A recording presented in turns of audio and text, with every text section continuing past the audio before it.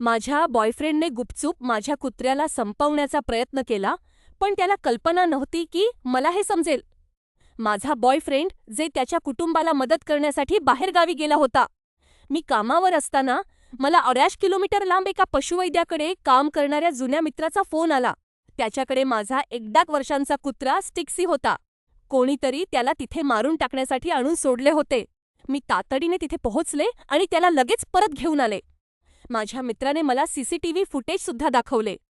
तो जे होता, त्याने तेच कपडे घातले होते जे त्याने त्या दिवशी सकाळी निघताना घातले होते. मी एकदम सुन्न झाले. तो विश्वासघात पचवणे माझ्यासाठी अशक्य होते. तो घरी येईपर्यंत मी मेसेजवर त्याच्याशी नेहमीप्रमाणेच बोलत राहिले. आधारासाठी मी माझ्या सहकाऱ्यांना माझ्या सोबत राहण्यास सांगितले. जेव्हा जे अखेर घराच्या दारात आला, तेव्हा खऱ्या खेळाला सुरुवात झाली. सुरुवातीला स्टिक्सी गायब आहे हे पाहून त्याने खूप धक्का बसल्याचे नाटक केले. त्यानंतर त्याने दावा केला की कुत्र्याला कारने धडकून गंभीर जखमा झाल्या होत्या आणि त्याचे दुःख संपवण्यासाठी त्याला मारणे गरजेचे होते. आणि मग मी एका अतिशय आनंदी आणि जिवंत कुत्र्याला घेऊन समोर आले. त्याचा खरा चेहरा आता समोर आला होता. त्याने माझ्याकडे पाहिले आणि मला सांगितले की कुत्र्याऐवजी मलाच संपवायला हवे होते. तो आता माझ्या आयुष्यातून गेला आहे आणि स्टिक्सी सुरक्षित आहे.